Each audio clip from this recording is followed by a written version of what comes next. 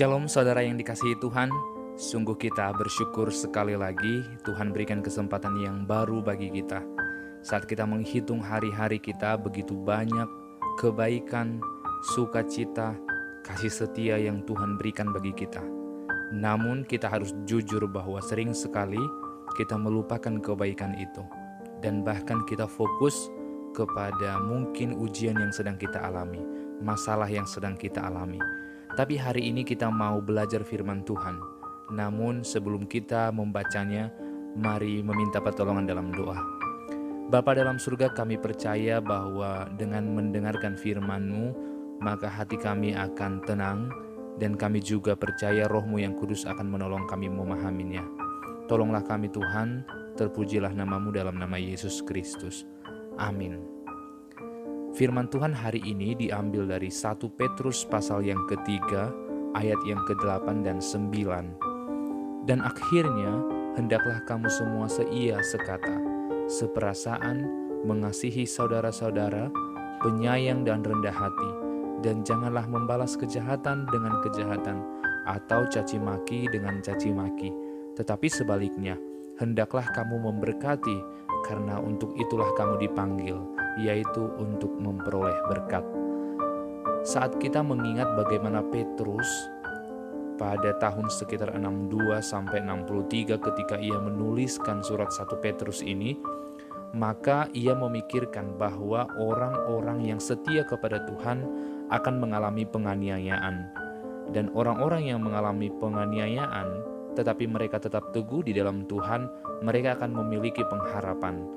Sehingga tema khusus dari 1 Petrus ini ialah berbicara mengenai pengharapan di dalam Tuhan.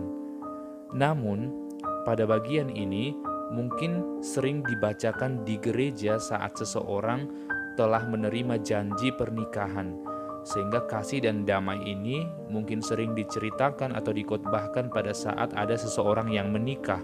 Namun pada dasarnya sebenarnya firman Tuhan yang baru saja kita baca bukan saja untuk orang-orang yang sedang menikah, atau bukan saja kepada mereka yang memiliki hubungan darah, atau bukan saja kepada mereka yang sudah dipersatukan sebagai suami istri.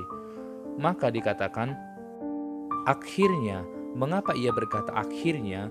Seakan-akan ini menjadi sebuah kesimpulan, padahal bukan, masih ada surat-surat atau pesan-pesan lainnya. Tetapi mengapa ia mengatakan akhirnya?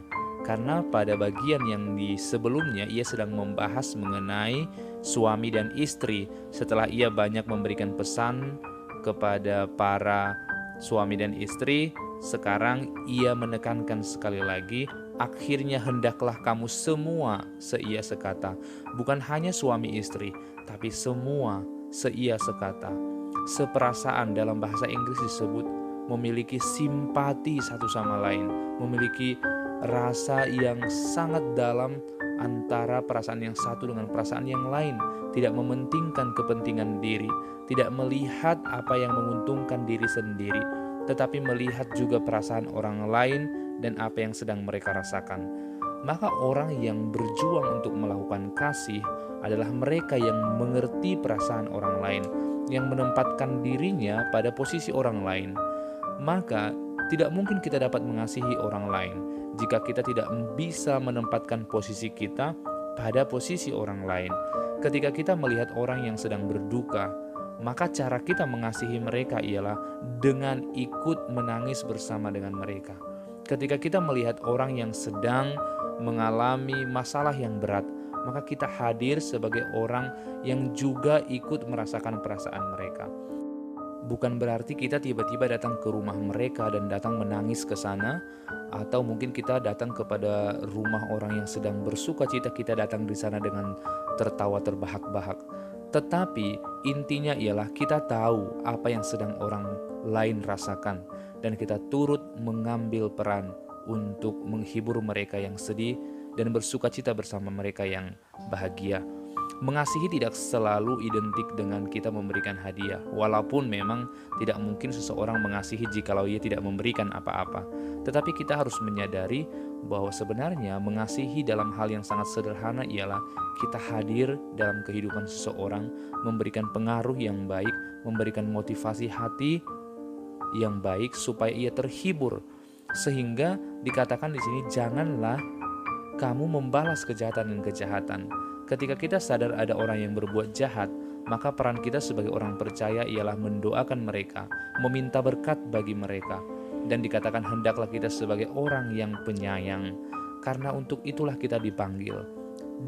Kata dipanggil adalah kita semua orang yang percaya, yang awalnya hidup di dalam dosa dan kegelapan, tetapi kita dipanggil oleh Tuhan Yesus sehingga kita berada dalam terang-Nya. Maka pertanyaannya, jikalau kita memang orang yang percaya, apakah kita sudah mengasihi orang lain? Apakah kita sudah menempatkan diri kita di dalam keadaan orang lain? Apakah kita mau seia sekata?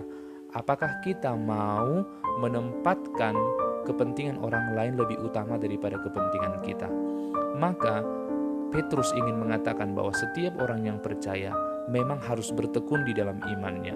Ketika mereka dikumpulkan bersama dengan saudara-saudaranya, bahkan di tengah-tengah kesulitan sekalipun, mereka harus terus seperasaan, mereka harus terus saling mengasihi, dan mereka harus saling memberi. Maka inilah pesan Petrus kepada kita untuk terus hidup saling mengasihi, karena kita dipanggil oleh Tuhan dari kegelapan ke dalam terang-Nya untuk melakukan kasih itu. Amin. Bapa dalam surga, tolonglah kami untuk melakukan kehendak-Mu, untuk saling mengasihi, karena kami pun sangat Engkau kasihi, dan telah Engkau panggil dari kegelapan menuju terang, karena kami tahu kami dipanggil untuk melakukan kasih itu. Ampunilah kami sekiranya selama ini kami sering tidak mengasihi orang lain. Terpujilah nama-Mu, di dalam nama Tuhan Yesus Kristus, Tuhan yang telah mengasihi kami dan mengampuni kami. Amin.